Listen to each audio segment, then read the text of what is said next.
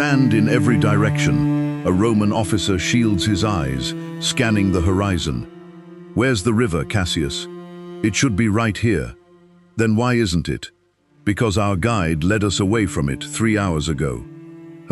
Behind them, thousands of Roman soldiers march deeper into open desert with no water, no cover, and no idea they are already being watched by an enemy they have never faced before.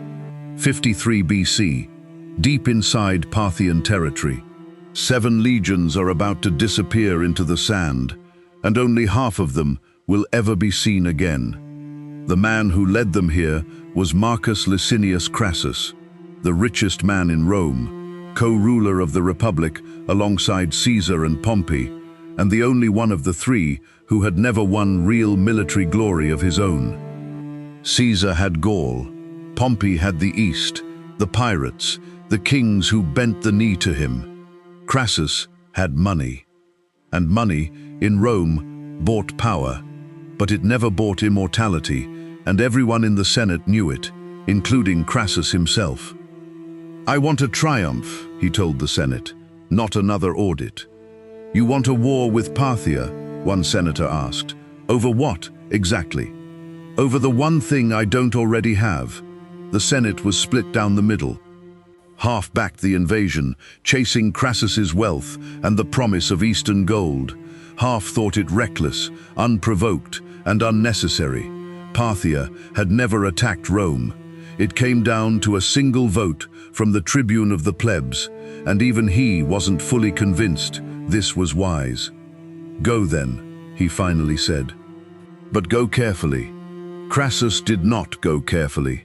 He marched 7 legions, nearly 40,000 men, toward the Euphrates, guided by a local ally named Abgarus, king of Edessa, who claimed to know the fastest route to Parthian gold and Parthian weakness alike. "This way, General," Abgarus said, pointing away from the river, "straight through the interior. I swear it on my kingdom." An officer pulled Crassus aside, voice low enough that only the general could hear him. "Sir, this route has no water for 2 days. None at all. Abgarus says it's the faster path. Abgarus works for us, or he works for them. We don't actually know which, and neither do you." Crassus trusted him anyway. 3 days later, water gone, tongues swollen, the legions marched into a flat, featureless plain near a town called Carrhae, and found the Parthian army already waiting for them, as if they had known exactly where the Romans would arrive. Not infantry, cavalry.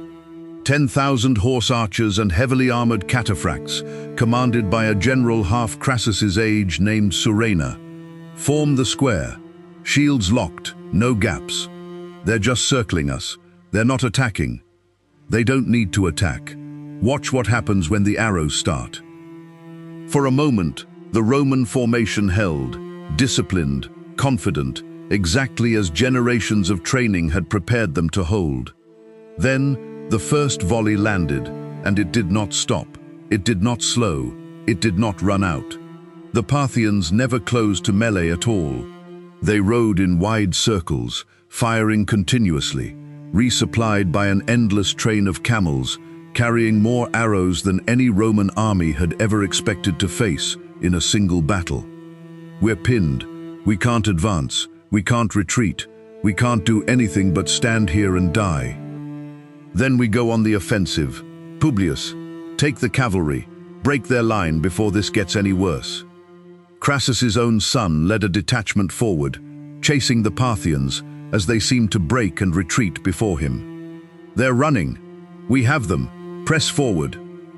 For a few brief, desperate minutes, it looked like Rome was winning. It was a trap, built specifically for a young man in a hurry to prove himself. Publius and his men were lured far from the main army, surrounded on open ground with nowhere to run, and annihilated to the last soldier. Days later, Surena's soldiers rode back into view of the Roman line, carrying something raised high on a spear. "General, is that?" "Don't look at it. Don't let the men look at it. Do you hear me?" It was too late. Word spread through the ranks like fire. It was Publius's head. The Roman line, already exhausted and dying of thirst, began to break apart from the inside. Crassus tried to negotiate. Surena offered a meeting under a flag of truce, and betrayed it within minutes of the two men meeting face to face. Crassus was killed in the chaos that followed, his final moments never fully agreed upon by the historians who tried to reconstruct them.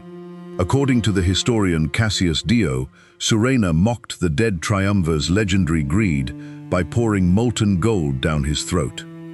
Roughly 20,000 Romans died at Carrhae that day. 10,000 more were captured and marched east in chains.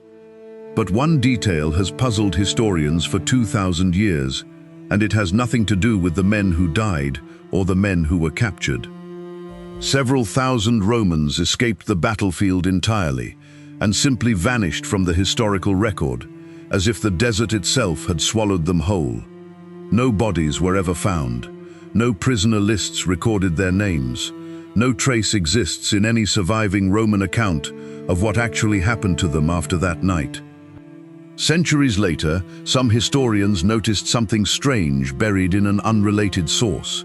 A Chinese chronicle describing a mysterious group of foreign soldiers fighting in a distinctive fish-scale formation nobody in that region had ever seen before, captured far to the east near the borders of the Han Empire, and a small town later founded nearby called Licinius. Some believe these were the lost survivors of Carrhae, marched steadily east as prisoners for years until they settled on the other side of the known world, farther from Rome than any Roman had ever traveled before or since. Most historians remain deeply skeptical of the theory. The evidence is thin, the timeline uncertain, and nothing has ever definitively proven the connection. But the mystery has never fully gone away either, and every few years someone tries to prove it true. What we do know for certain is this: Crassus wanted a triumph to match Caesar and Pompey, a glory that money alone could never buy him. He got neither glory nor triumph. He got a battlefield in the desert, a betrayal by his own hand-picked guide, a dead son whose head was paraded before his own army, and an empire that would spend the next 200 years treating Parthia as the one enemy Rome could never fully conquer, no matter how many legions it sent east. And somewhere between the sand of Carrhae and the far edge of the known world, 6,000 Roman soldiers walked into history and simply disappeared, their fate still argued over 2,000 years later. If you want to understand the empire that destroyed 7 Roman legions and became the one power Rome could never subdue, that story is already waiting for you. Subscribe, because Parthia was just getting started.